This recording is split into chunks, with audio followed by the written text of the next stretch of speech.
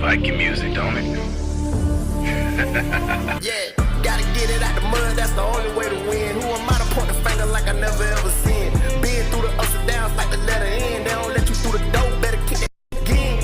Cause that's the only way to win. That's the only way to go. Gotta get it out the mud, gotta get it out the flow. Cause that's the only way to go, let's go. Shooting lights out.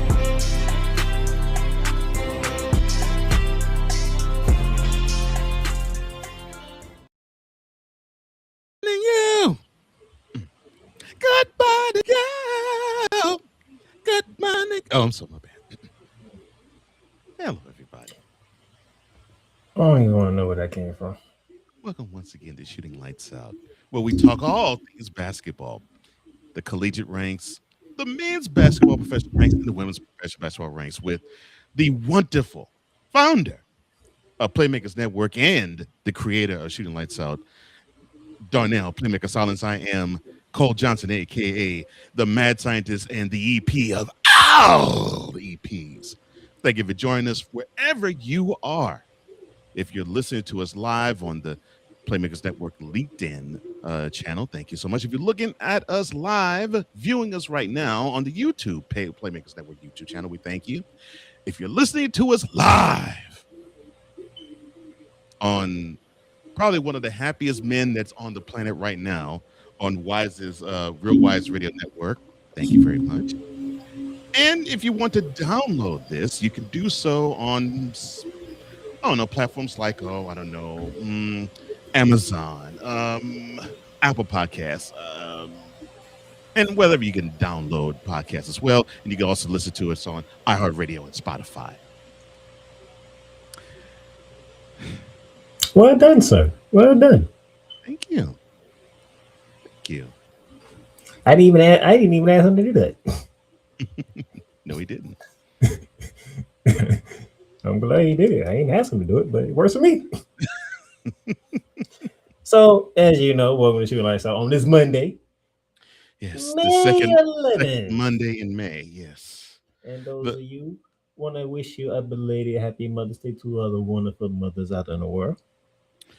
Yeah, and also, since we have a brother who unfortunately has had this unfortunate happenstance happen to him, those who unfortunately do not any longer have their mothers on this earth, but they have them in heaven, we send a special prayer to you and to a special one of mine, because she feels that pain every year too. So to those who don't have their mothers on the planet, this is for you as well. Hope you enjoyed all the basketball that you had this past weekend. The WNBA season is officially tipped off. Ooh. And the conference finals in the NBA, conference semifinals, should I say, in the NBA, are picking up steam. Somebody already has punched their ticket to the conference finals. With another one possibly doing that again, possibly doing so again as the other one who has tonight. So we got your basketball for you today. Stick around, stay tuned. Grab you some popcorn, some chips. Maybe you actually want to eat your sandwich or have some pizza or whatever. Sit back. We got you covered. We're going to get you all your basketball information that you need today. And doing so, where do we begin? Well, we begin let's see, with getting your butts whooped. Let's see, we're getting don't shoot no more threes. No, that's not it. Let me see. I'm trying to think. Let's win the draft. No, that's not it. Oh, that's right. Around the hardwood.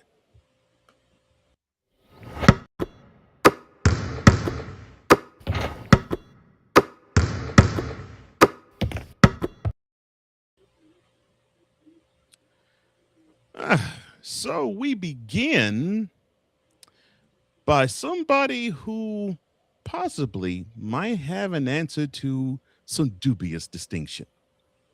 One of the top prospects in this year's NBA draft spent much of his freshman season in Kansas trying to solve mysterious and sometimes debilitating cramping.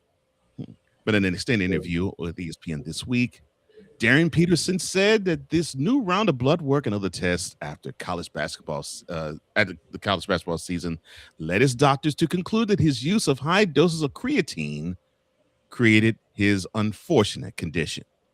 Now, he said this of the popular supplement, which helps to increase muscle strength and power and growth. Quote, I'd never taken it before going to college. But after the season, I took 2 weeks off and they did tests which showed my baseline level was already high.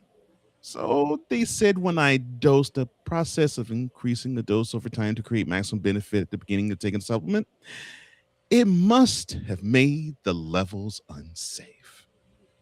Close quote. Now, why is this news? Well, Mr. Peterson is ranked as the number 2 prospect available in the draft next month. He said that his issues started last year with a scary episode after Kansas coach Bill Self and his annual week-long boot camp in September that sent him to the hospital via an ambulance.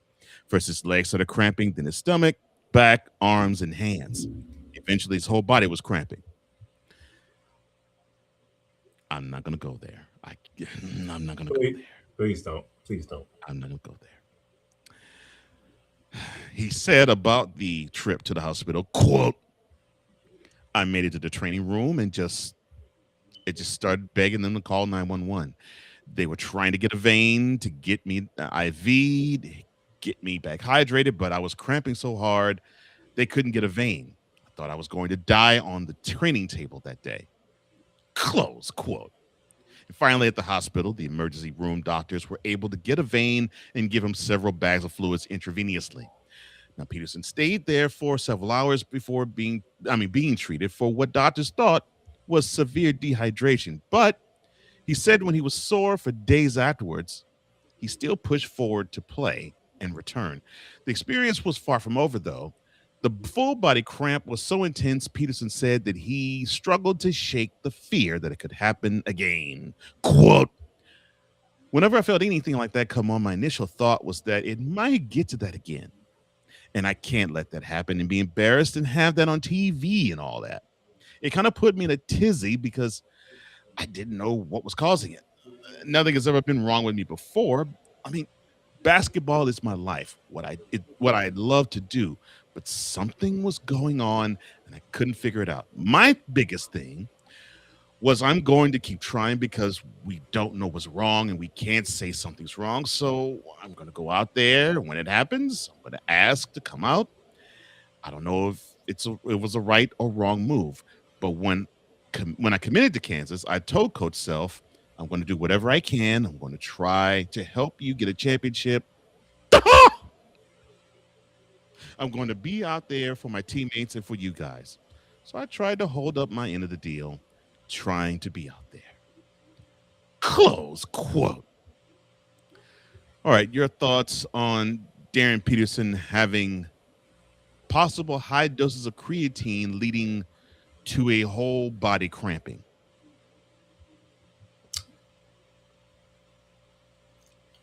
I don't know what to say, to be honest. I really don't know what to say. The only thing I can do is say, we're going to see when you get drafted and when you step foot on the WNBA court. Because if you have these same issues, you thought what you heard in college was something. You ain't hear nothing yet. Yeah, you're right about that. You're right about that. Now, Peterson says that he's starting to feel like himself again now. I wonder why. I'm sorry. Now that he has an explanation for what causes issues with cramping. He has been training for the NBA Combine and draft in Los Angeles and hasn't had any issues since he stopped taking a creatine supplement. His focus during this period is on honing his shooting and point guard skills. In Kansas, he was often playing off the ball, but he believes point guard is his best position. Well, staying in the Midwest, but going from a Big 12 school to a Big Ten school. Iowa coach Ben McCollum is finalizing his new 6-year contract extension after leading the Hawkeyes on their deepest tournament run in almost 40 years. This is what sources told ESPN on Friday. I'm sorry. This is the men's side of things. In his first season at the helm, McCollum guided Iowa to a 24-13 record into the Elite Eight in the NCAA tournament, including an upset win, 73-72 variety over, I can't remember the school. Help me out, Playmaker. They played the school. It's in Tampa. It was sometime that took place 2 months ago. What was the school? I don't know the answer to that. That's what I thought. Uh, a 73-72 upset victory over the Regis top seeded ranked Florida Gators in the second round of this year's tournament. The ninth seed at the Hawkeyes then knocked off Nebraska afterwards before falling to Illinois in the Elite Eight. Iowa's Elite Eight appearance, that was the program's first in 39 years. North Carolina pursued McCollum as part of the Tar Heels coaching tree, but McCollum opted to remain at Iowa, and North Carolina ultimately hired former Denver Nuggets head coach Michael Malone. Which I think when we saw Cool, I think I saw a half frown, half smile. Never mind. An Iowa City native, McCollum has established himself as one of the best coaches in college basketball, having immediate postseason success at 3 different programs. He won 4 Division II national championships at Northwest Missouri State before taking over Drake in 2024. That's Drake the school, not the rapper. I'm sorry. In his one season with the Bulldogs, he won a Missouri Valley regular season title, and he upsetted the 6-seeded Tigers of Missouri in the NCAA tournament en route to a 31-4 mark.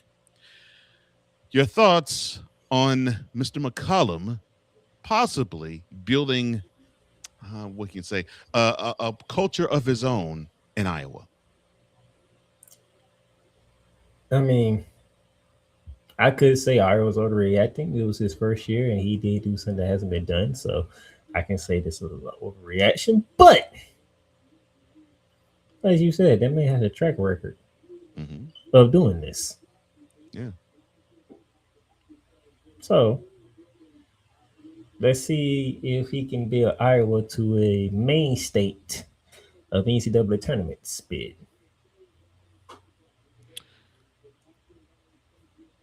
I agree. Hopefully that they can follow the women's lead. Iowa's losing star guard Bennett Sturts. Sorry about that, Mr. Sturts. From this past season, Sturts played for McCollum at Northwest Missouri State and Drake before following the coach to the Big Ten. But the Hawkeyes returned 5 of their top 8 scorers and are adding impact transfers like Tyreek Coleman from Illinois State and Andrew McKeever from St. Mary's. Well, let's go from the college ranks to the pros, shall we? And let's stay with contract extensions. After exactly 3 weeks of deliberation, Steve Kerr agreed to a 2-year contract and returning to Golden State as their head coach, reaching terms to continue their partnership into what will be his 13th season and beyond in the position. And this was told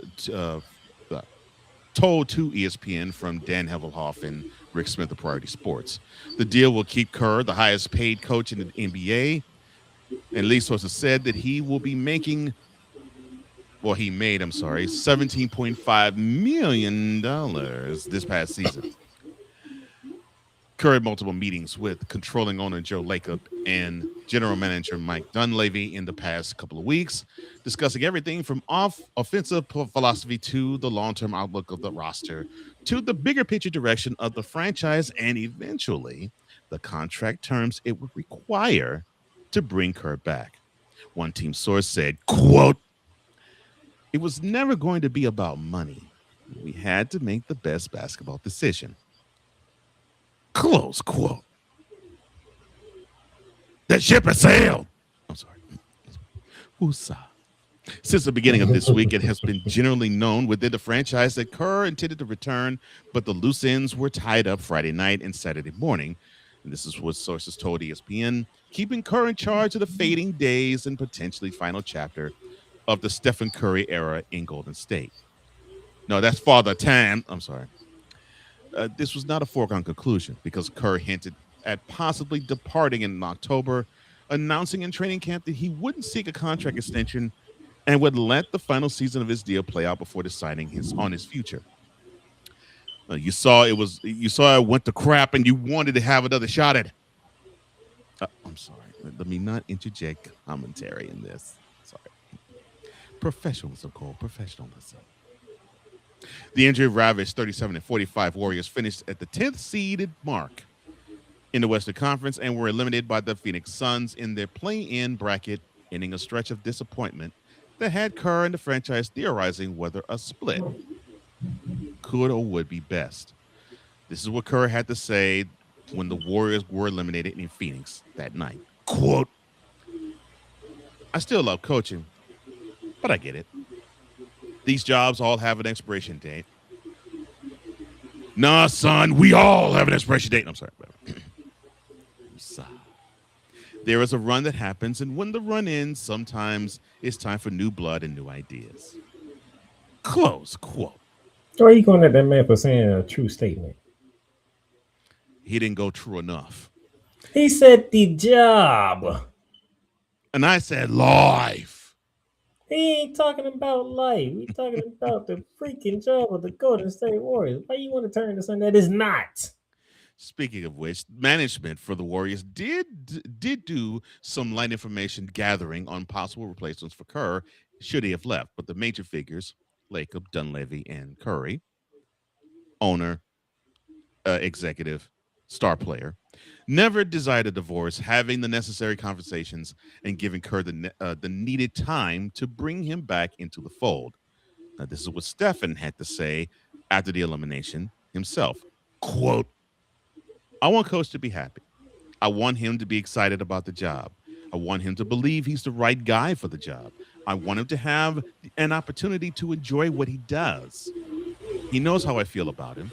That shouldn't even need to be said. That shouldn't even need to be said. Close quote.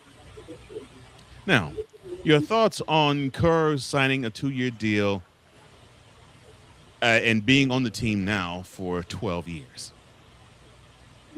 Steve Kerr, Stephen Curry, Draymond Green retiring as Warriors.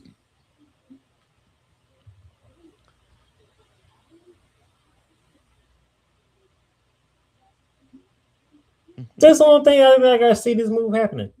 Steph Curry ain't finna play that much longer. I don't even think Steph Curry gonna make it to 2028, to be honest with you. So, guess what? Around 2028, that'll be the end of the era that we know as the Golden State Warriors. Mm-hmm.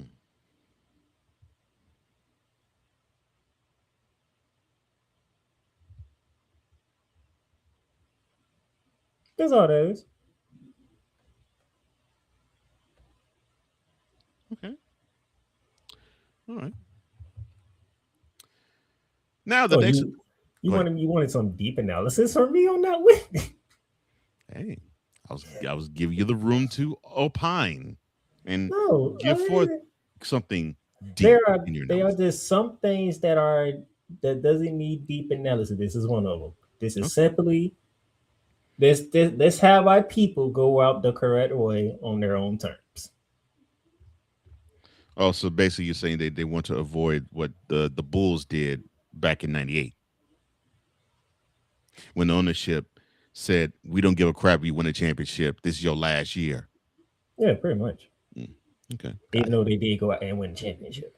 But after that, they said after you hoist that trophy in June of '98, it's over. We breaking this team up. All because they weren't getting the credit.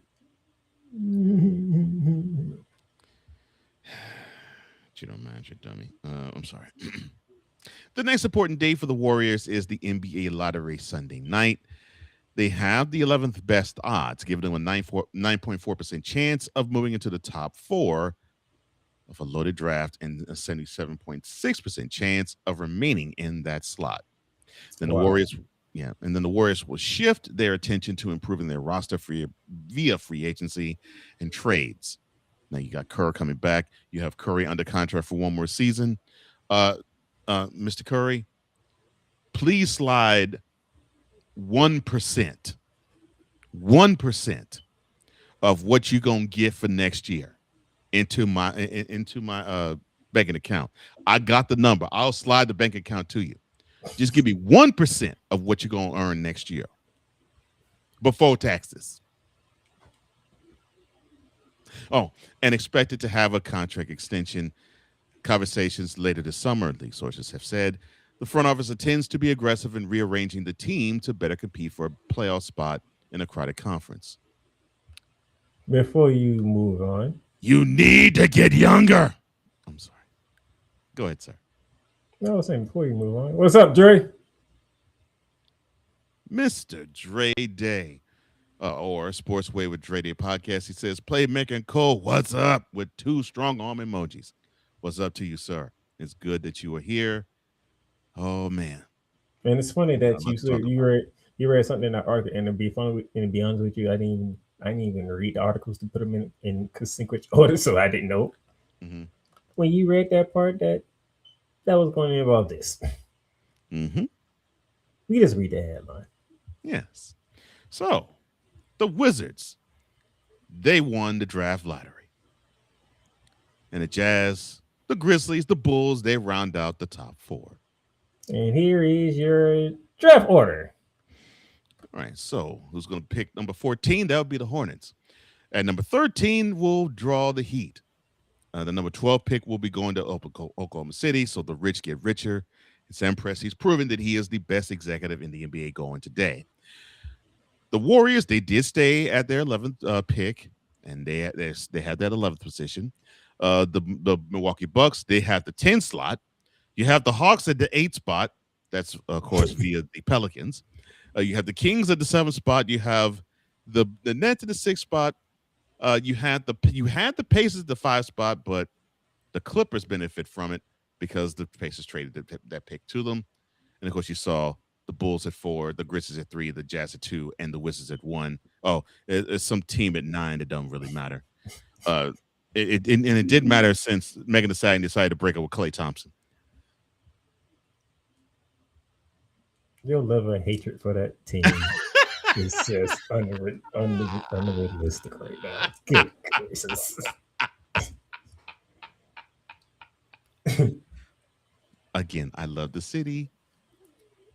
The team is okay. The fan base needs to go take a flying kite. So, this is your draft order. And by the way, news came out earlier.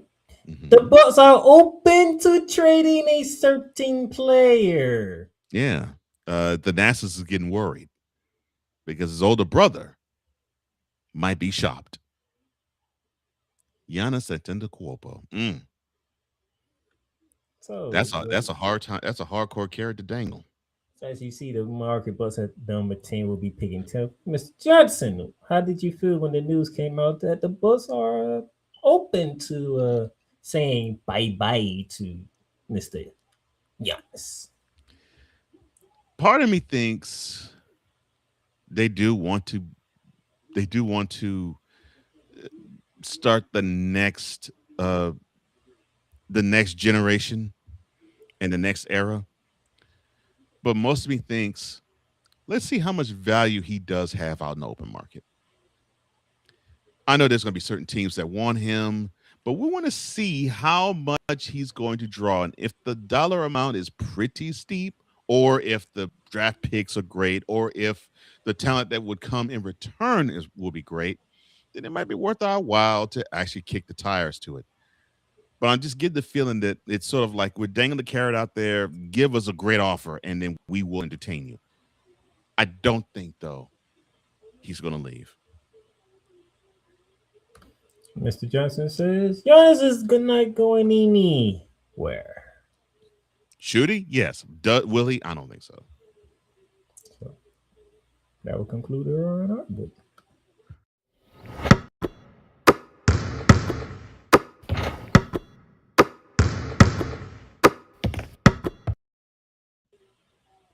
All right, when we come back, we get into our recap form. Where were we again? You have to stay around to find out. Everything Boston. I love you morons. New Kids on the Block, New Edition. Dear whatever the law firm is. Sincerely, the U.S. Supreme Court. Ben Affleck, Matt Damon. Go yourself again, Jason Whitlock.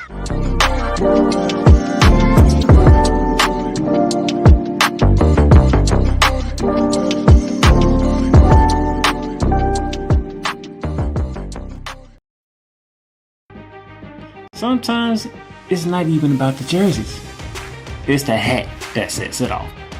Snapbacks, fitties, truckers, whatever your style is, that's how you rep your team every day. If you're looking to upgrade your collection or find your next go-to cap, we got you covered. Hit the link in the description and shop the latest styles right now through Liz. Every team, every style, every day. Top off your fit. Join Ryan McCarthy I became a Jets fan because Kermit the Frog was my favorite Muppet because he was green, and the Jets wore green. That's how I became a Jets fan.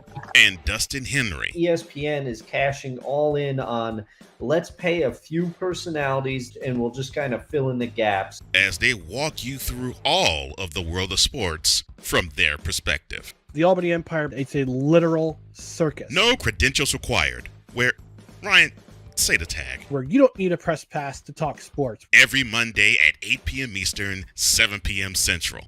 On YouTube and where you can find all podcasts.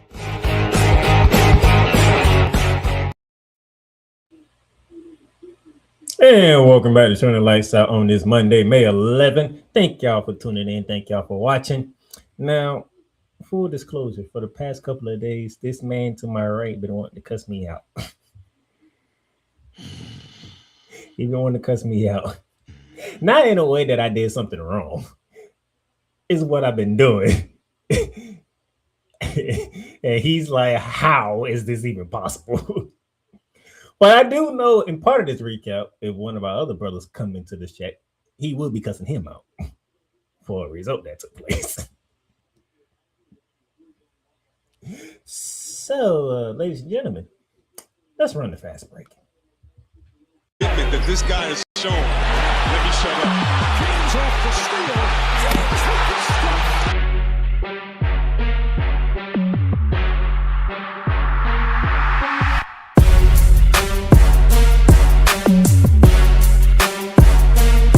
Rebound by Adams, his sixth. Morant blows by Primo. Attack.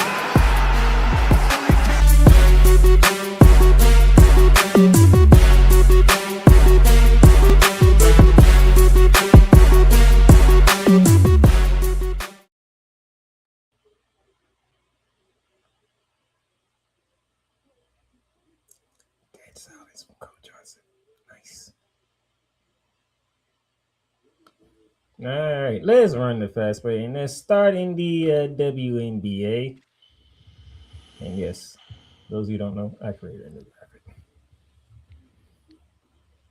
And we're doing it a little differently. I have a spotlight game. I have some quick hitters, and I have the rest of the results that we are caught in the scoreboard suite. So the spotlight game.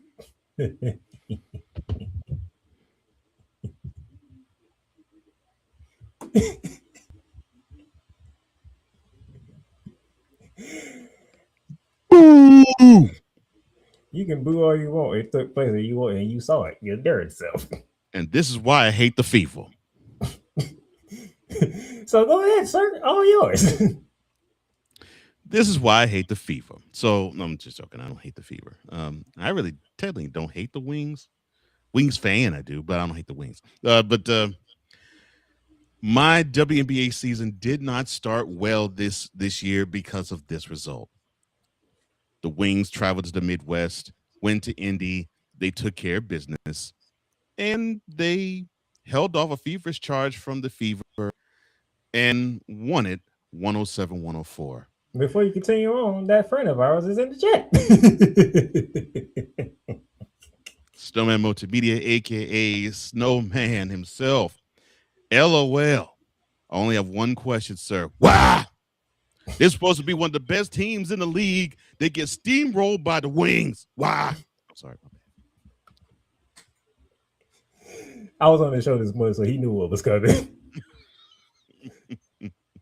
As you can see, Enrique Agumawale, 22 points, 5 assists to lead the way. Kelsey Mitchell continued to do what she left off last year, 30 points, 3 rebounds, 4 assists. And as you can see, my little headline down there at the bottom, Mr. Johnson. Oh, yes. Along with the 2 stars that you see, Paige Bueckers and Odyssey Sims for the Wings, they added 20 points each. And along with Kelsey Mitchell's 30 for the Fever, you had the cash cow, the golden goose, a.k.a. Caitlin Clark, 20 points, 5 rebounds, and 7 assists. It just wasn't good enough. 107-104 is the final score. The Wings look like they don't want to make the same number 1 overall draft pick for 2027, beating the team that everybody wants to see more than any other. Andre agrees with my decision. Yeah, and I agree with your decision. I agree with your decision too, even though I'm not the biggest fan of the Wings. Sportswear Dre Day, he says, definitely was the spotlight game. Of course, it's a spotlight game. I hate to say it, Wings. Basically because everybody is watching the Fever because all 44 of their games getting televised on TV. Ew, you ain't gonna like this comment. Dre says, when Caitlin Clark gives up almost 30 points on whomever is defending her, got to give the Wings their props. Okay. Wings, you did great. You beat the Cash Cow team. You beat the team that everybody wants to see, whether they want to see him win or lose. Yes. The city still sucks. Dre, you talking to a man who can't anything that's Dallas sports, he can't stand. It's because these dummies have rose color.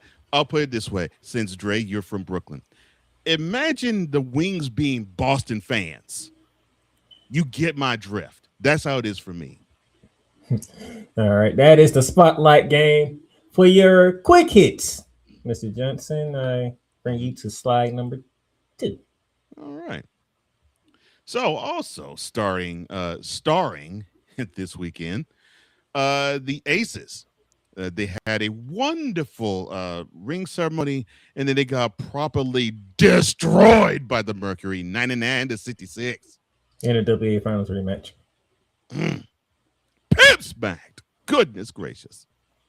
The Mystics, who we basically said they've been on the come up.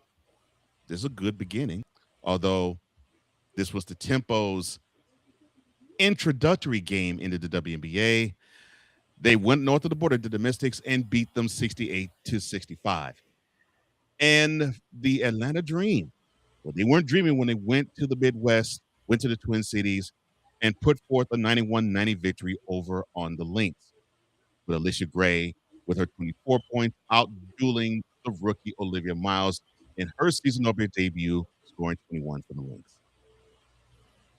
Oh, and for the Mystics, they spoiled the WNBA debut of the Tempo, and they had some Citron give you 56. But the Mercury pimp slapped the Aces. Goodness gracious. Wow. And then for our scoreboard sweep recap, the Liberties started off their season beating the Sun.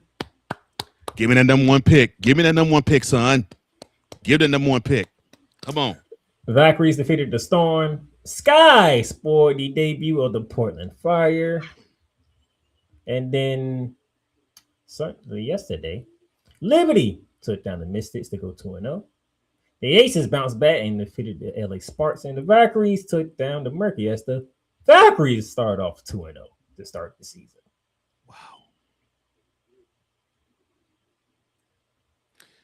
Wow. Aces, they coming for you. That crown is looking a little heavy on the head.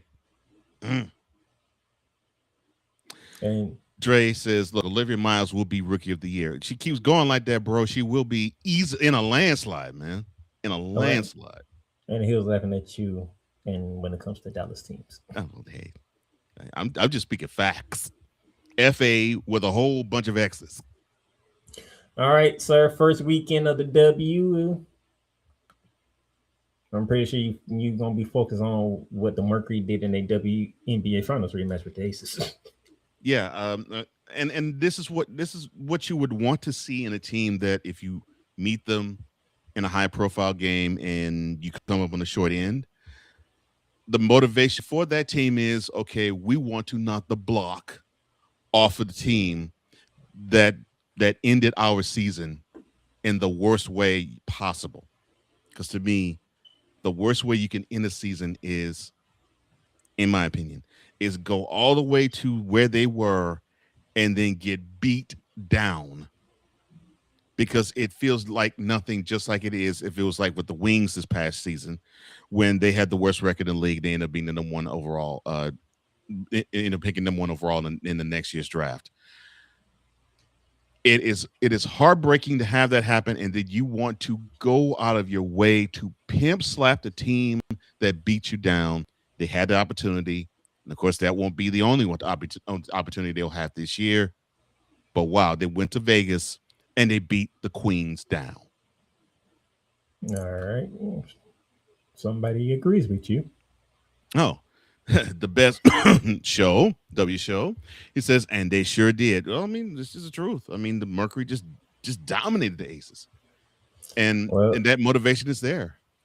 Well, for me, it was a spotlight game for a reason, because the Dallas Wings coming off having back-to-back number one picks. The team that they're playing against was coming off having back-to-back number one picks before them. So you had the last 4 first-round picks and all in one game. And you might be seeing down the line, you might be seeing these two teams, I won't say dominate, but you might see these two teams fight for supremacy in the next few years.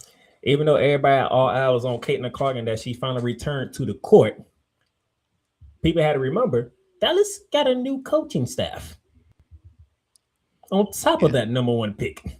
Yeah, they did. So the fact that they was able to go into Indianapolis and take down the Fever, that's pretty good, because I'm pretty sure Mr. Fernandez, he hasn't figured out how he's going to do his rotation, who he's actually going to put in these starting line, because Easy Flood didn't start. She came off the bench. And Mr. Fernandez. That rode people the wrong way, but I'm like, he just got there. He don't even know who he has. Who you know who can play where. Mr. Fernandez has an embarrassment of riches with talent. An embarrassment of riches with young talent. It pains me to say that about a Dallas anything. But I mean, the truth is, he has a wealth of talent to work with, and they're young, and they want to impress, and I think they want to show that they're the new kids on the block. So when you have that motivation, and you have people probably like myself who wants to talk down and ill toward the Wings, they want to prove those like me wrong. Please prove me wrong. So it just means that they're doing their job, and they're increasing and improving what they're supposed to do. So I need people to give Mr. Fernandez some time here. He's new. He's come from the college ranks to the pro ranks. He has all this talent. He has Paige Bueckers, AZ Fudd, Arike Gumawale, Odyssey Sim, who was on the Indiana Fever last year. You see what she did to her former team. Give the man let him figure out who he wants to start. Let him figure out his rotation.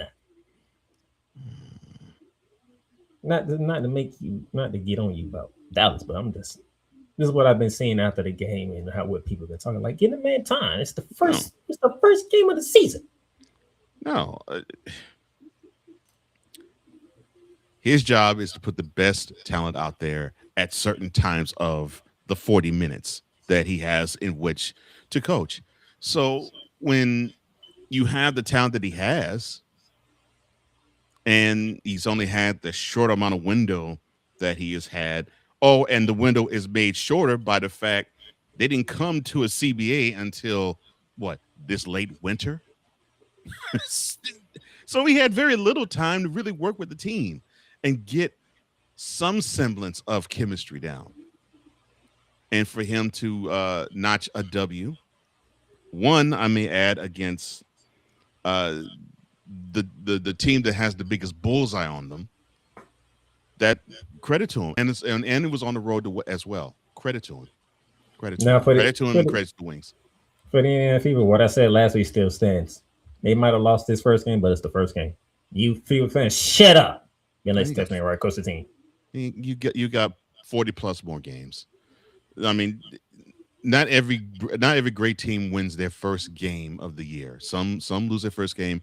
It's just the defending champs got their ass whooped on their home court. Yeah. And I don't think we're gonna see them be 10-34 at the end of the season. They're too talented for that. So the Fever are gonna have they're gonna have their say. The Aces too will have their say as well. But yeah, this isn't and for those Fever Fever fan that thinks, oh my God, the sky is falling because the team that drafted number 1 beat us in our home building. One, that team is talented on the other side. Two, your team is talented too, and is still learning how to play with one another. You got to remember, Caitlin Clark only played 13 games last year. Yeah, so that also takes time.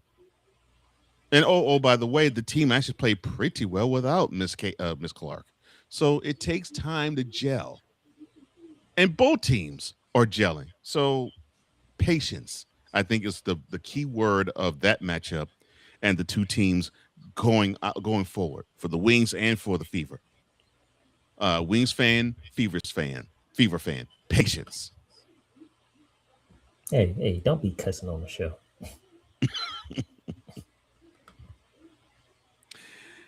Dre, he says, Mercury took it personal. And that's exactly what I'm talking about. So, like I said, I'm not shocked. A team that went all the way to the championship round and got absolutely humbled by the champs. You look at them different. I'll put it this way. Obviously, the league has a bullseye on the Aces. Obviously, the league is using them as a litmus test as to if they measure up and how they measure up against the champs.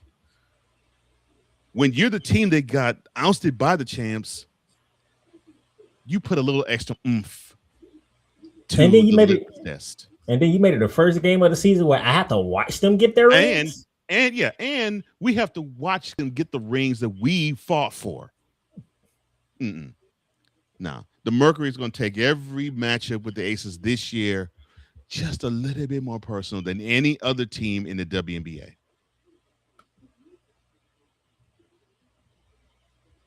Dre also says, yeah, and then the Mercury lost to Golden State last night. Hey, man, Dre, Dre, me and Kobe tell you, we ain't playing around with Golden State. Look, the Valkyries, I mean, I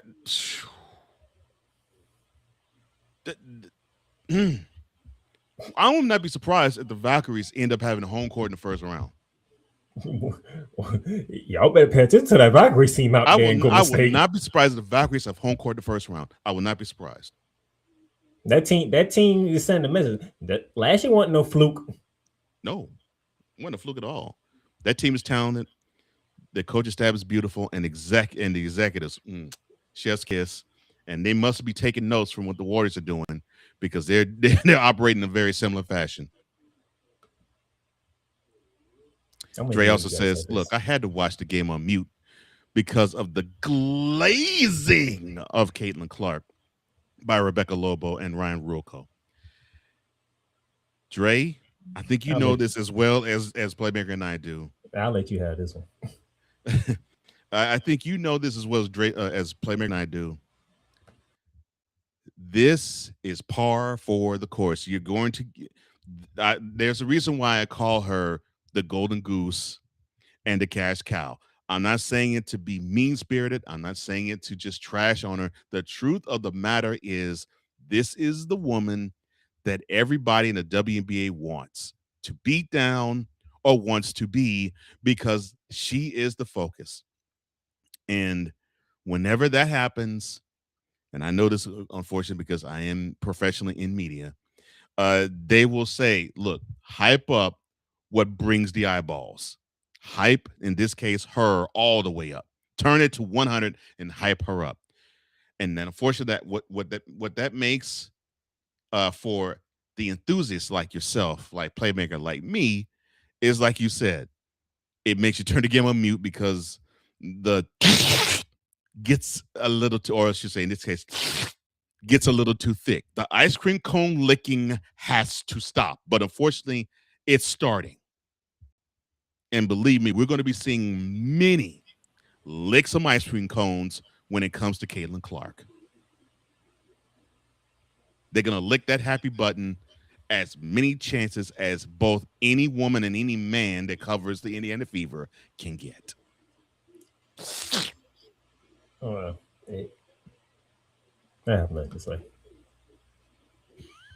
This is the truth. Dre went on to say, look, they are guard heavy and talking about the wings. And Jose Fernandez is going to have his hands full trying to give them the proper time on the court. And I think that's where the wings probably will falter. The fact that if a team can come physical at them and force them to have a bad shooting night and penetration to be hard to actually execute, that's when the wings will falter. But I agree. I think he's going to have his hands full with not having not having solid bigs to go along with the guards in the backcourt that they do have, because they're going to have to do this and hope they have great shooting nights most of the time. Dre says, look, the Valkyries are legit, and now my girl Gabby Williams is there. Shucky ducky quack quack. Them getting Gabby was like, but darn. You talking about the Richard with Oklahoma City? I'm like, well, darn, Golden State, you already sent the message. Then you snapped Gabby Williams, like, good gracious. Yeah. 2026 was not a fluke. Wasn't a fluke. No, 2025 wasn't a fluke, Nicholas. We coming out the next. Dre says, look, the hype has been disappointing thus far with 2, 4, 6, 8, 10 rolling on the floor, laughing and crying emojis. Yeah. It's year 3. It's year 3 for her. It's year 3, okay? It's year 3. And like you said, she's coming off an injury. So I wasn't expecting her to do like a triple-double. Like I think probably most of the WNBA fandom would probably want her to do. But, I mean, 25-7 is not bad for coming back and working into how the Fever are going to operate. But I agree with you, Dre. The abundance of hype on Caitlin Clark, when basically every other sentence will be her name that'll be mentioned in whatever they cover, that's going to get a little bit. It's going to be a little bit much. All right, now we started the WNBA, but we got to transition over to the National Basketball Association because the conference semis are still going on. Lakers, Thunder, Wolves, Spurs, Cavs, Pistons, 76ers, and Knicks. And as we then there were 8. Going to Saturday, Cleveland got on the board, Mr. Johnson. Yes, Cleveland got on the board. They were down 2 games to none. Basically just swung and whiffed in their 2 games in Detroit. They went into Northeastern Ohio, and it took a monumental effort from James Harden at the closing minutes of that game to pull out a 116-109 victory over the Pistons. Now, you have Kay Cunningham for the losing Pistons in that game, giving you a triple-double, 27 points, 10 boards, and 10 assists. Over on the other end, for the victorious Cavaliers, you had Spider, or Donovan Mitchell's 35 points, 10 rebounds, 4 assists. Now, what you will see, I think what we are witnessing is the same type of talk that a lot of people have said that this is why people can't really ride all the way with the Pistons. Although the Cavaliers had a terrible third quarter, the Pistons had a terrible second quarter. People have said you can beat this Pistons team because you can have them at one stretch, have them miss everything, and just have them have poor offensive execution. And for them, it was the second quarter, and I would say some stretches in the fourth. And although the Pistons are still up 2-1 in this series, this really does not bode well with them going forward because they're going to go against certain teams, one in the Eastern Conference Finals. I'm not going to say the team yet. And if they were to advance past that, the NBA Finals, whether it is the Spurs, whether it is the Timberwolves, definitely whether it's the Thunder, these cold spells that the Pistons normally have in games, and you got a chance to witness it in the 7-game series that they played against the Magic. A team that's big, a team that's physical, and that can just simply force the Pistons to be jump shooters, that's dangerous. That's dangerous for this team. Yep. James Harden showed up in the fourth quarter. Who would have thought? James Harden gave you 9 points in the fourth quarter to ensure that they didn't go down 3-0, which would have been interesting, by the way, if that went down 3-0.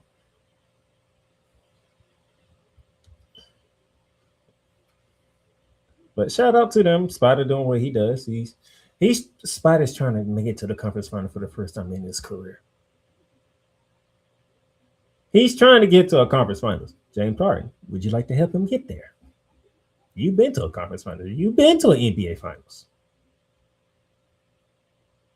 You stepping up in the fourth quarter in game 3. Good job. You only had one turnover.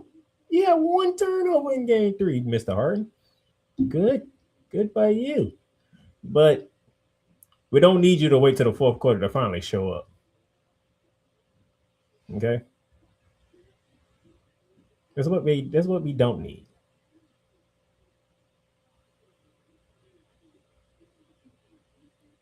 We need James Harden to show up from opening tap. If you want to prove us wrong, Mr. Harden, you need to show up from opening tap. Now, you showed up in the fourth quarter in game 3. What you going to do in game 4? That's the question moving forward. That's game 4. From Cleveland, Ohio, we head out west to the city of Angels, Los Angeles, California, where the Lakers and the Thunder met in game 3 on Saturday night. And OKC is literally toying with the Los Angeles Lakers. Just keep it a buck. They are toying with the Lakers, man. This is child's play. This is child's play. 131 to 108 in game 3. When OKC wants to turn it on, they just turn it on. Look at it. They outscored the Lakers 74 to 49 in the second half. 74 to 49. They just toying with these boys. They just toying with them. They just toying with the Lakers. Like AJ Mitchell bust the Lakers in game 3. This is beautiful. All you busters who think that because LeBron James is playing at 41 years of age and he's doing things that people ain't supposed to do at age 41, that he's going to have this long run. No, not against the Thunder. Not against the Thunder. No, Lord. This team is too deep.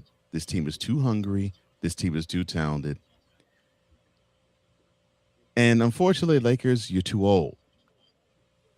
And it's time to retire you. And this is what the Thunder's doing.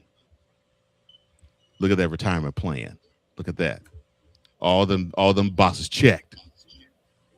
Get your old behinds to the retirement home and stay there. Not the retirement. Thank you, Thunder. Not a retirement plan. Why you have to do it?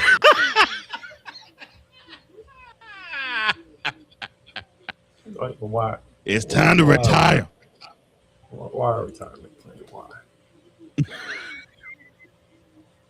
Because that team is old. And I know you're saying, well, Austin Reeves isn't old. Bronny James definitely isn't old. Roger Moore is not old. James Vanderbilt's not old. Luke Kennard's not old. No, they're led by LeBron James, and that's where they're old. And that's trickling down the rest of the team. And heck, the guy that's supposed to be circling around, he can't play. He's injured for the rest of the year. Yo, retire. Get. Thank you for this service, Thunder. We totally appreciate you. I know it's coming next week, and oh, great. But before I deal with next week, I'm not doing anything. He wants to pick on LeBron James because of defense. It's the same thing with Dallas. He wants to pick on them because of defense. Oh wow. We're gonna put on the real analyst hat and DeAndre Ayton. What the hell's wrong with you? Well, wait. You all expected DeAndre Ayton to do something in this series? The Thunder got too many bigs for him to even make an impact. That man gave up 3 offensive rebounds in 1 possession. All he had to do was catch the damn ball. What was the reason that the Suns said, okay, you guys to get out of here? Like, no heart. Dude. Was he showing in this series? No heart. You all are surprised? And it got to the point where you can read JJ Redick's lips. He said, I can't play this guy. 100. You gave up 3 offensive rebounds on 1 possession. I love it. 3. Hey, you know how bad it is when it comes to this matchup with OKC? DeAndre Ayton gives you 5 points a game, 5 rebounds a game.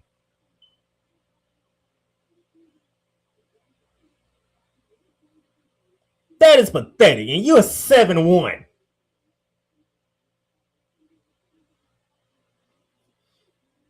What was my key matchup when we previewed this game? The previewed this series code. What was my key matchup? Oh yeah, Jet Homer versus DeAndre Ayton.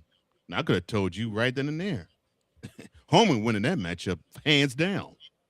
And what's the series record? Let me see. It is 3 for the Thunder, 0 for the Lakers. And guess what? SGA hasn't even had a signature game this series. People actually complain he's had 3 letdown games this series, but this what have I been saying with the Thunder? They're too deep for every other team in the NBA. They are too deep. They say 3 letdown games, but I see a 3 under OKC and I see a 0 under the Lakers. I'll take the if I was SGA, I would take all them 3 letdown games for the results that came out of it. And what's that bottom line under the 0? The bottom line under the 0, AJ Mitchell. No, over here those on were the right 24. corner. On the right corner, top right corner. What's that line under the 0? Oh, that the Thunder leads the series 3-0. I was going to say, because of that effort by someone not named SGA, and he did have a significant impact in it. The Lakers are now on the brink of elimination. Everybody's kicking your ass. Everybody.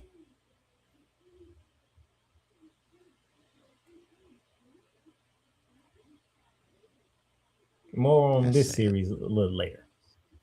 Yes. You know what? Cole, you can have fun. I'm done. I'm done. So we started Mother's Day or yesterday with an exhilarating matchup between the New York Knicks and the Philadelphia 76ers. Now, they were the Knicks up 3-0 heading into Madison Square South, Xfinity Center Arena for Game 4, and it looked as though it was possible that we was going to see a matchup that was worth our while. The Knicks put up 43 points in the first quarter and 38 in the second to basically say no soup for you to the Sixers. 144-114 was the final score. The game was not even that close. You could say Jalen Brunson, he had a decent game, 22 points, 4 rebounds, and 6 assists. But basically, the talk of the game was one Mr. Miles McBride, who simply did not see a three-pointer that he could not miss. Started off, if I'm not mistaken, I think the first 5 in a row, if not 6 in a row. Just every in a row. Every time he got the ball behind the arc, he free stroked it. And after the second one, you really thought that we were not in Philly, but in New York, because when when McBride got the ball, you heard the crowd cheer for him to hit the 3. I'm like, Lord have mercy. They punked out 76ers fan. Oh my gosh, this was horrible. The Knicks, they shot lights out from 3, 25 of 44. And this blowout was in full effect starting in the second quarter. If I'm not mistaken, I think this is the second sweep the 76ers have suffered under the Knicks. I forget the year, but it was during the Charles Barkley 76ers era where they actually played 5 games in the first round, and the Knicks swept them 3-0 and swept them off the Spectrum floor. If I'm not mistaken, I think it's like probably like 92, possibly. But the Knicks, congratulations. You go on and you're the first team to punch your ticket to the conference finals of the 4 that will. You'll be waiting the winner of the Cavaliers and the Pistons. Meanwhile, for the 76ers, Joel Embiid, if I hear you, son, talk this bull about, this was actually a really successful season, shut up. You were 3 rounds short of where you're supposed to be. And remind me, Mr. Playmaker, you mentioned this with Spider, but the process. How many times has he advanced to the conference finals? 0. 0 times. So why were you holding your son in your lap and in the post-game press conference have the nerve to opine that this was a successful season? All because in the first round, you came back from a 3-1 series deficit to beat the Celtics. So you got that monkey off your back, but you didn't get the other monkey of we haven't advanced further than this round, because you still have that monkey on yours still. And you got pimp slapped by a team that's only 90 minutes northeast of you. But you deserve this pimp slap. You deserve to get beat down like you did, because you all showed no heart except for Tyrese Maxey and EJ Edgecombe. No heart. No heart. I don't have anything for you, Sixers fan and 76ers, except for what sucks worse is you said that this same team that you have this year is going to be on the court next year. And guess what you're going to receive? The same result. So that means you're not going to advance any further than you are, because you don't think you got to change anything. Just a tweak. But no, you're going to get pimp slapped again. I would say I feel for you, but I don't.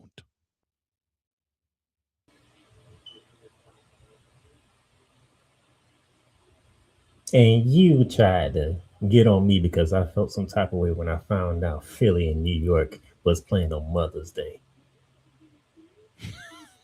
And then there is that. So one of the standing rules that Playmaker has is we should not play on holidays, but I'll say this, Playmaker, Mother's Day is not a holiday. Mother's Day is a commemoration day. But basically, days to remember and holidays. So you'll be hearing the same message when we, in 2 weeks from today, have a Memorial Day game. And so his rule of thumb, especially on Mother's Day, is that they shouldn't play any games on Mother's Day. Which the second game of Mother's Day last night was actually a great one. He says he doesn't want to see Mother's Day games because we are bound to see a blowout, and we saw one yesterday. So when I was sitting at the brunch celebrating my mother for Mother's Day, while I was seeing my uncle, my aunt, her daughter with her son-in-law, and 4 of her sisters. When I was seeing them celebrate with my mother, my father, and myself, and we were eating brunch, and it was as if we were 30-something black women drinking bottomless mimosas. Because you would have thought that restaurant was a club. I mean, you couldn't hear anything over the music. And then you had this Negro with a pick on his head roaming around the restaurant, strumming on his guitar as if he was Jimi Hendrix or somebody. I'm like, come on, son, lay off it. Lay off the axe and lay off the weed, son. So what did my eyes see? I saw the Knicks beating the Sixers down. Sixers, you should be an embarrassment. You should not even field a team for next year. Let me see if I can put this in a proper context. The process has failed. Now it's time for you to uproot that and build something new. He might not feel bad for Philip, but in this game I do, because when you just see a team that's hit 3 after 3 after 3 after 3 after, and this is all in the first quarter, after 3, what the hell? What can we do? They just hitting threes. But they pulled that, maybe not the threes, but they pulled the same domination in game 1. So I'm like, the only full game that the Sixers really competed in was game 2. When a team hit 11 threes in a quarter and 18 and a half, that takes the fight out of you. Because can they miss? Hands in their face, hands not in their face, flying in the air, trying to distract. All of it's going in. That's on you. I mean, you know what? Y'all got it. It's as hard as Messi is trying, Embiid is trying, the whole team trying. Is like they can't miss. What did you say? What they shot from 3 in that game? 25 of 44.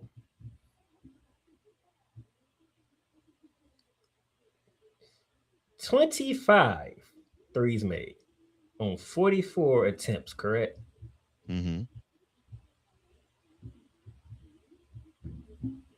56.8% to be exact.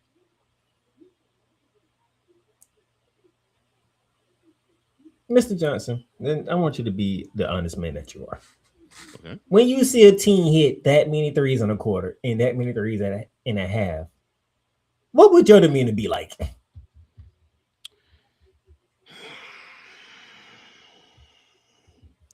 You might have to live to fight for another day.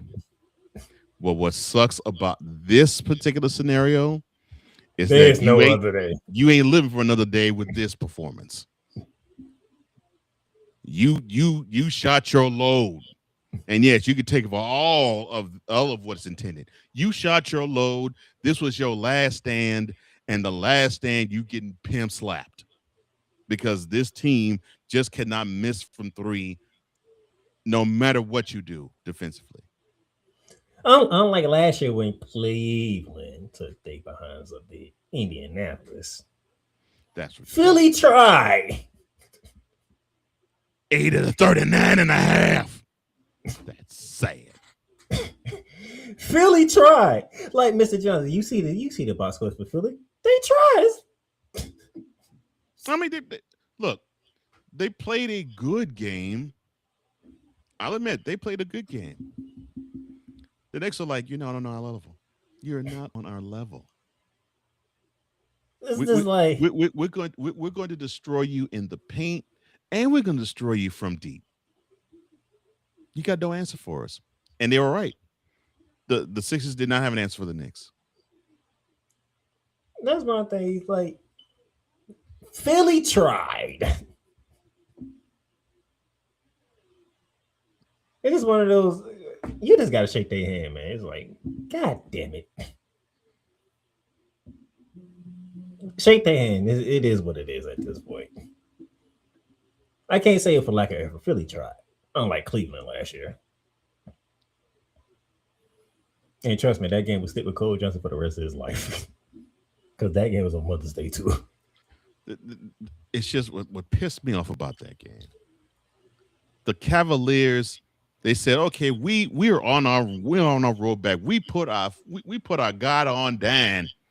We showed out in game 4. We're gonna come out with another standard in game 5. 80-39. Was that game 5? Because that game was in Indianapolis and Cleveland had home court advantage. I'm sorry. Yeah, you're right. So it was game 6, I think. Because I know, yeah, it was game 6. 80-39. Now you want to talk about, and that wasn't the 3 after 3 after 3 type of game. That was just an offensive deluge with the Cavaliers can't buy a bucket on their end. And you're the number 1 seed at the time in the conference, one of the 2 number 1 seeds in the playoffs. And you put forth an 80-39 performance and a half. 80-39. That's sad. See, Philly tried. They just but I still don't feel bad for the Sixers because goddamn. Because they put for the putrid ever in game 1. Putrid. They did the same thing at Boston, but you see how that turned out.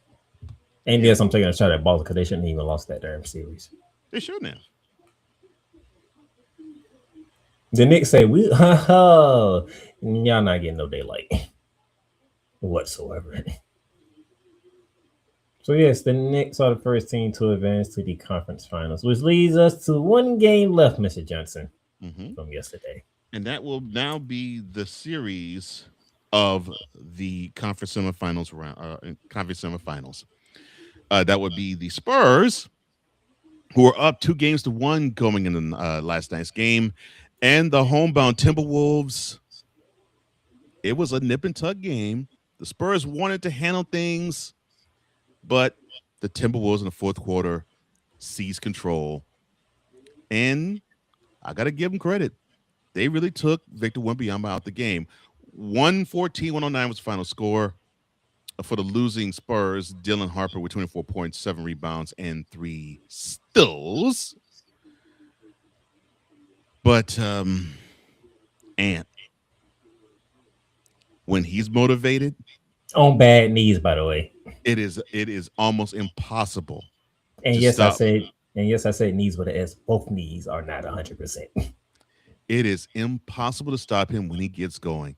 6 rebounds to go along with 36 points. And this team should not even be where they are. The Spurs should be more talented, more dominant down low. and they Well, should. They should. I didn't say well, they are. I say, that dominance down low gets diminished when somebody gets ejected at 8:39 left in the second quarter. that's possible to go. I said should, but even when that same force is on the court, they're not as dominant because this Timberwolves team is extremely scrappy, and they could be physical along with. In fact, that's the elixir.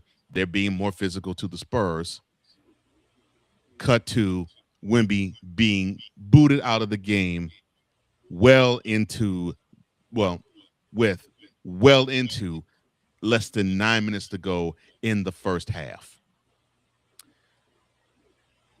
Now you could say, well, that's easy because it's easy for the Timberwolves to beat the Spurs. You could do that without Victor Wembanyama. They beat them with Wembanyama on the floor, and I'm not talking about this game.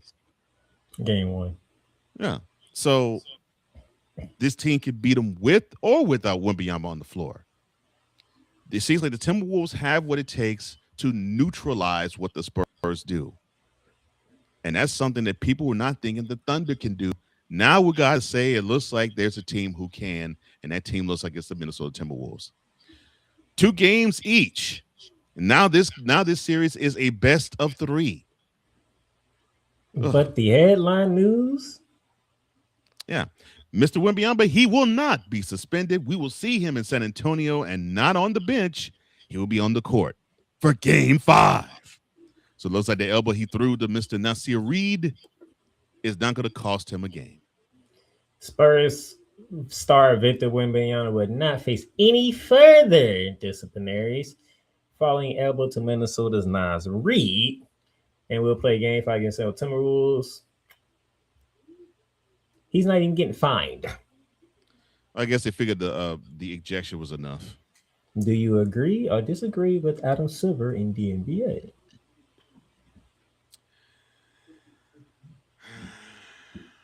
I agree. You agree? Yeah, because Wembanyama doesn't really have a track record of just throwing bows, and he's not a dirty player. He doesn't strike me as that. And you gotta sometimes let those things go. You make mistakes, and you sometimes err on the side of aggression. Unfortunately, that happens.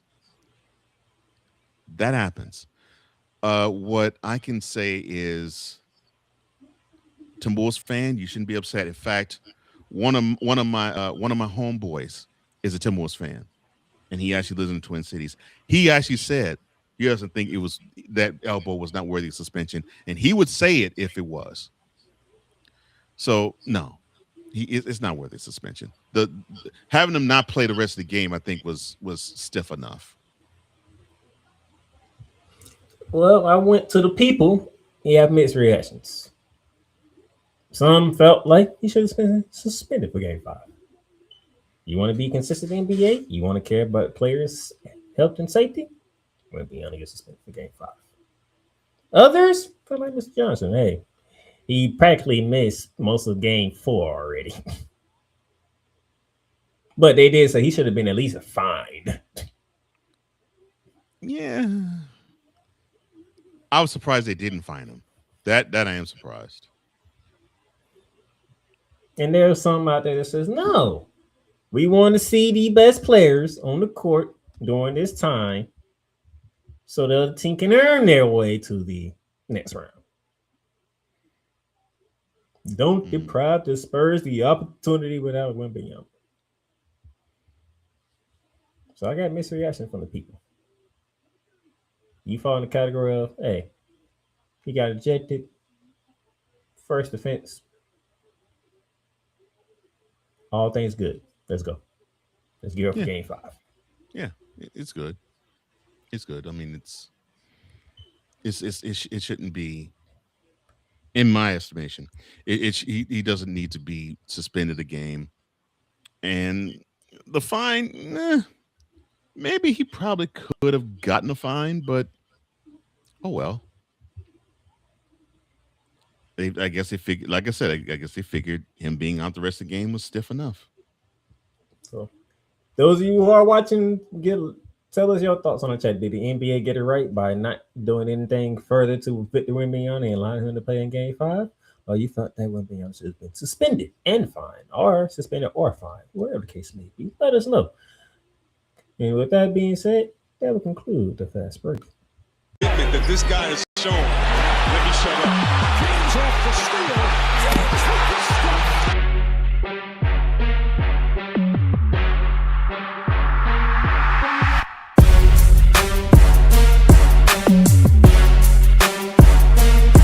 Rebound by Adams, his sixth. Morant blows by Primo. Attack.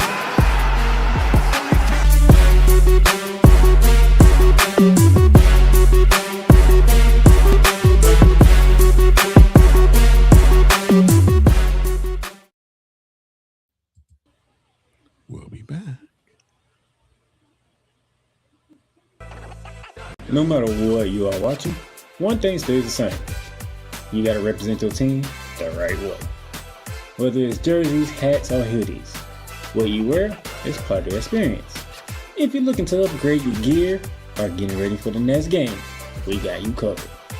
Hit the link in the description and shop officials licensed gear through Fanatics. Every team, every league, every fan. Don't just watch the game. Cool McCain. You thought you wanted to go through against Chad Gable, but you didn't. And I'm going to tell you why. Chad Gable would take everything that Gunther's done and bury it. The Playmaker. It was on site. AJ Styles walked out there seeing LA like, oh, okay, then LA Knight hopped out the car, let's go. Break down everything in TNA, AEW, and all of the WWE programming. Join these two kings, monarchs of wrestling, live every Monday at 6:30 p.m. Eastern, 5:30 p.m. Central on the Playmakerz Sports Talk YouTube channel.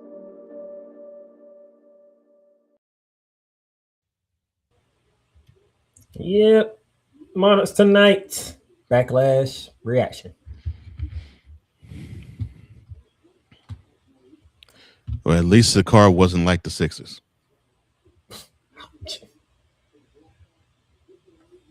There's going to be some reaction. I can guarantee you that. Mm-hmm. All right. I made it through one set without my co-host cussing me out for what I've been doing. And see if I can finish the show without him cussing me out for what I'm doing, because games to watch. I revamped it to the shooting lights out games to watch.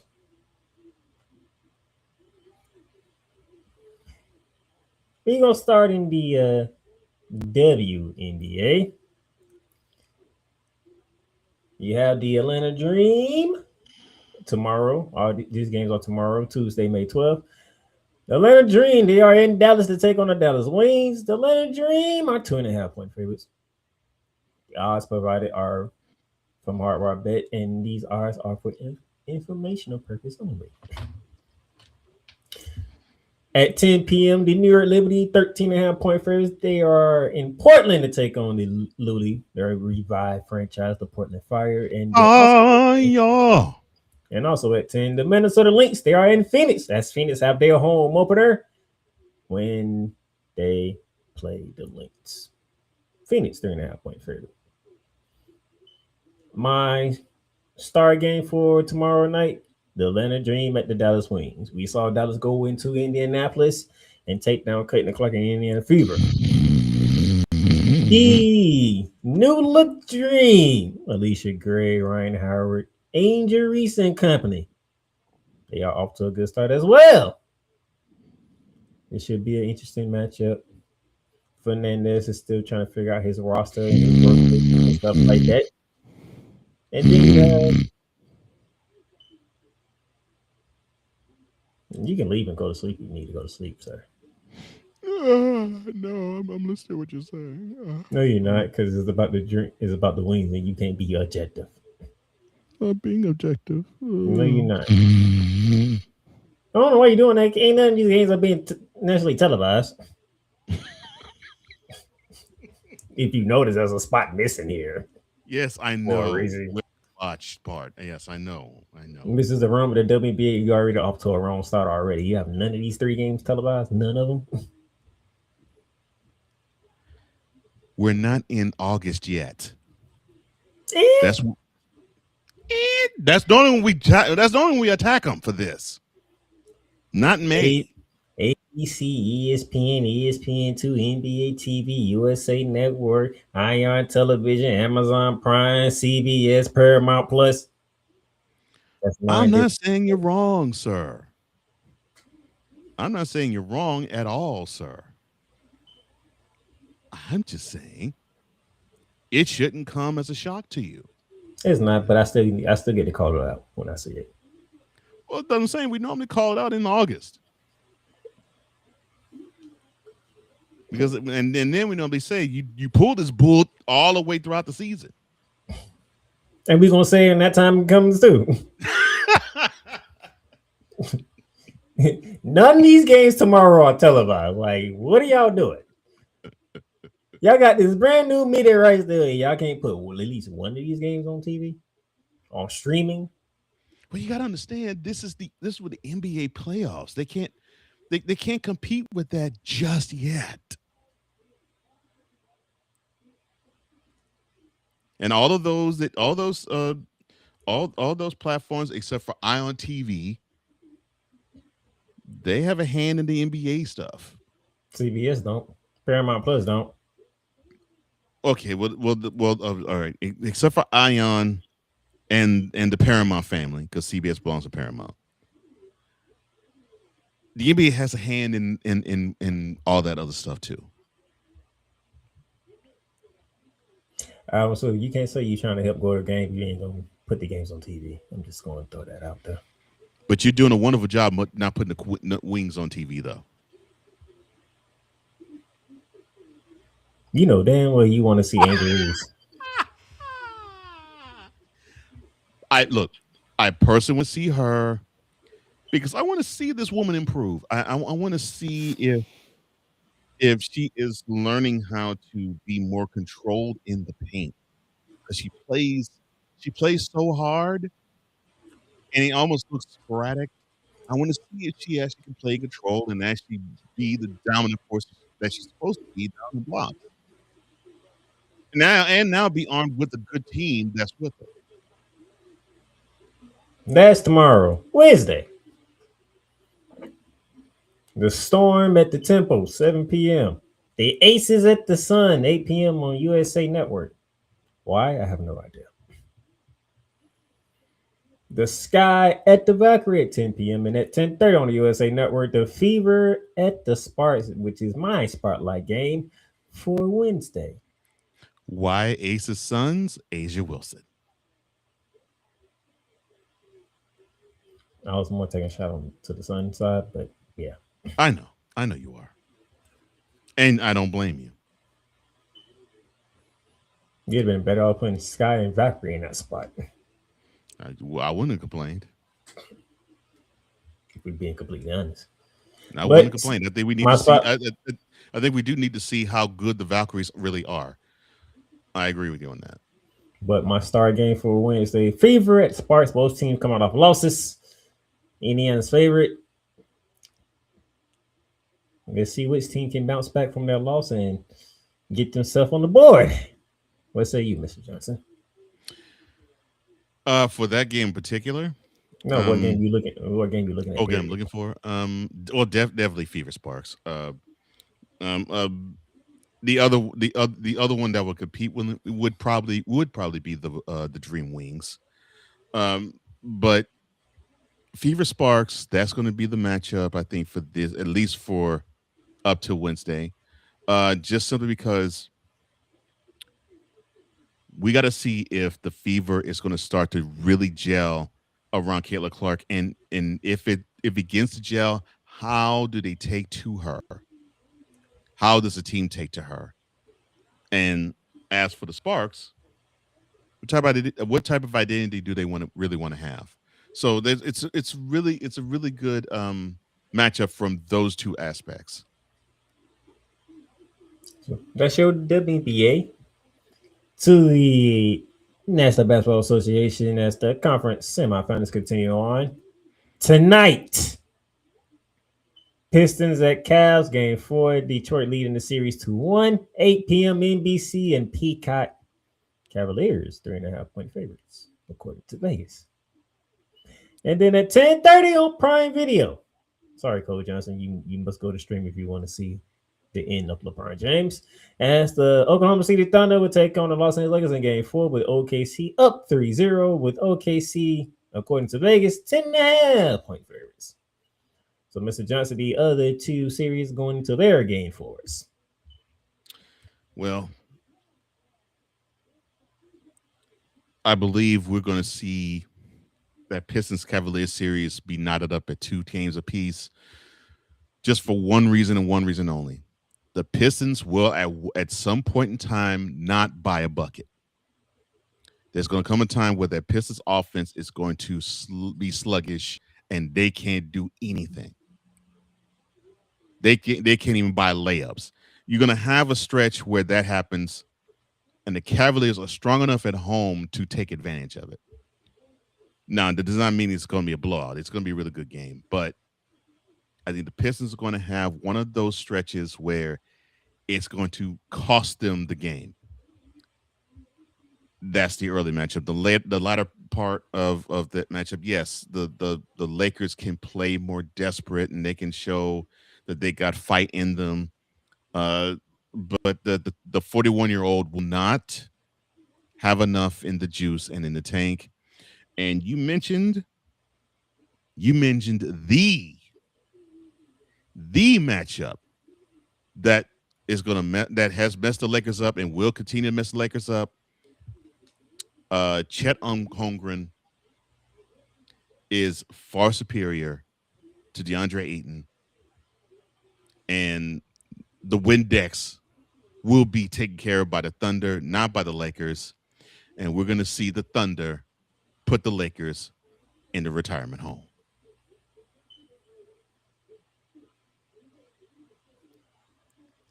LeBron, and I say this with all of the love I have in my heart.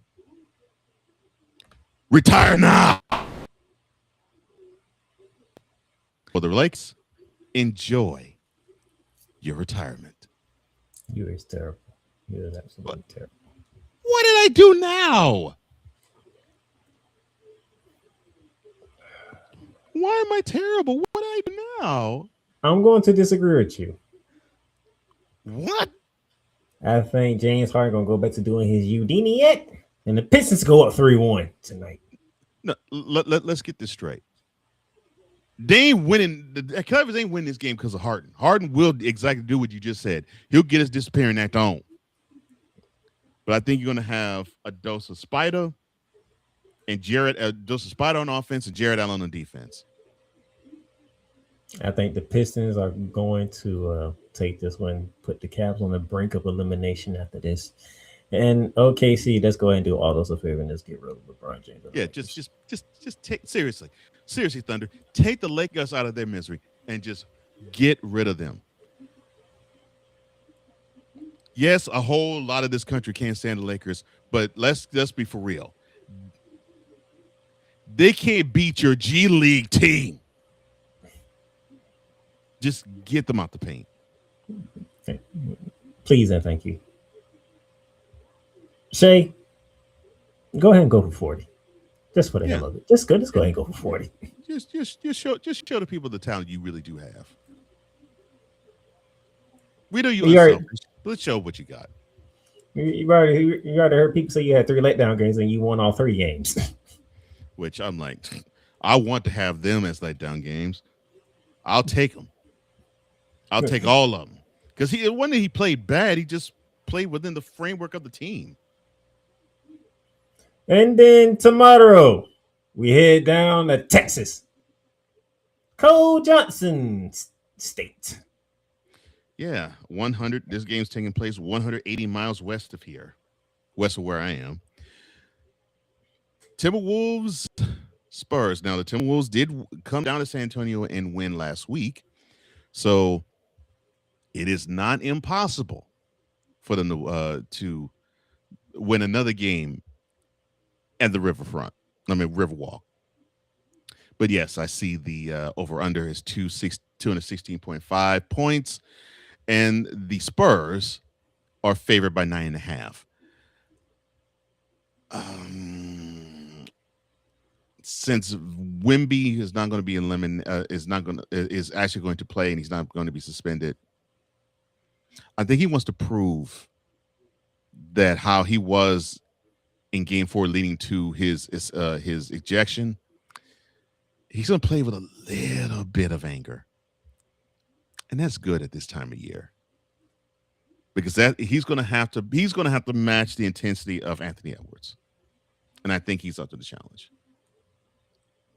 I'm agreeing with him. I like the Spurs. I think the Spurs finna come out here and might be dominant. And as I said, and remember, it took Anthony Edwards to beat the Spurs without Victor Wembanyama in Game 4.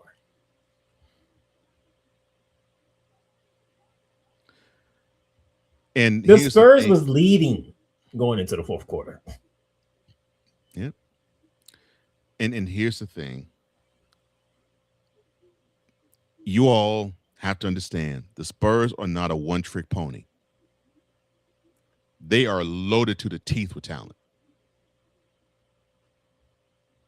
So if you think that the Spurs and their advancement is contingent upon Wembanyama having Nikola Jokic type of games, no, it's not. He can have those, yes, but it's not. Because that doggone backcourt is ridiculous. You have no idea. So I like the Spurs in this one. Not saying that they'll go to Minnesota and wipe out Minnesota in Game 6, but Game 5 back in San Antonio, after Victor Wembanyama has been ejected from a game, and the Spurs know they still could have won that game without him. Oh yeah, they feeling some type of way. Mm-hmm. Yeah, they're feeling salty. They feeling some type of way, and I expect them to display it tomorrow on NBC and Peacock. Those are your shooting lights out games to watch. And better late than never, should I say. Oh, Victor Locke or V-Lock 83, or the man who is the epic man of the Snowman in the Morning program, or as we call him, Vicola. He says, "What's up, Kang?" He goes on to say, real message from a co-worker from my office.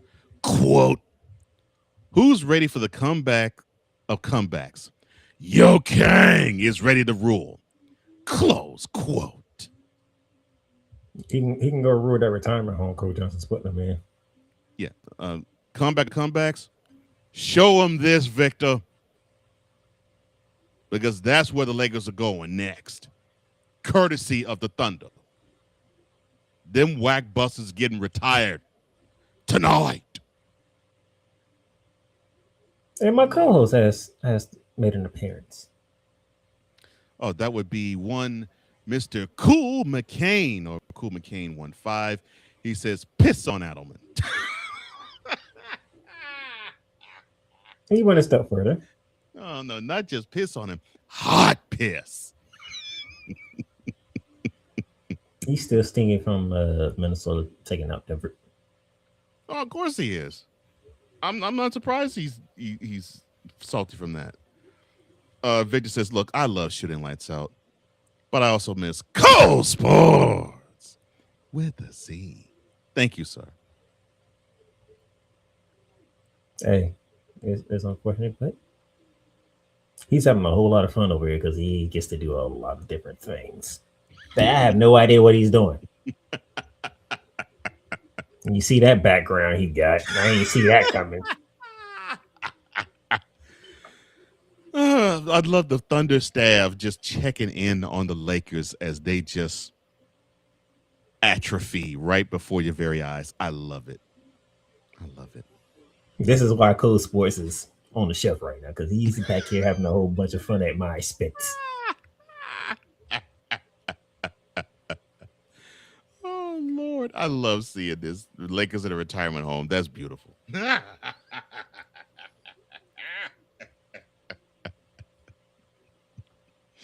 Oh my goodness. Y'all better enjoy it now, because once these playoffs are done and we crown the NBA champion, the graphics will be slowed down until football season.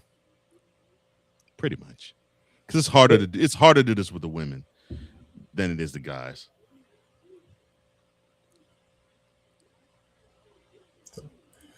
Well, with that being said, that's Coach Johnson. I am the Playmaker. We are signing off for this week. Enjoy your WNBA. Enjoy your conference semis.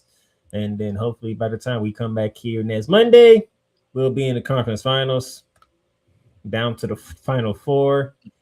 And we'll go from there. So thank y'all for watching on the Playmakers Network YouTube channel. Hit that subscribe button, have a notification bell. Continue to help us grow the channel, to grow the brand. If you're watching on my personal LinkedIn page, thank you. Go ahead and send me a connect on LinkedIn, and also slide over to the Playmakers Network YouTube channel. Hit that subscribe button, hit the notification bell. We also want to shout out Fanatics, Liz, and Paramount Plus as our affiliated partners. So you already got to know, rep your team. If you got to rep your team, you're trying to find a way to rep your team, hit up Fanatics. All right. If you want nice caps and hats to rock and roll, hit up Liz. So with that being said, we'll see y'all next week. Bye Lakers. You've done good. You've done great. But you can't stop here. You can't stop now. You gotta keep going. Through all your trials and your tribulations, you gotta keep pushing. Now, finish your canvas. Yeah, gotta get it out the mud, that's the only way to win. Who am I to point the finger like I never ever seen? Been through the ups and downs like the letter N. They don't let you through the door, better kick that bitch again. Cause that's the only way to win. That's the only way to go. Gotta get it out the mud, gotta get it out the floor. Cause that's the only way to go, let's go.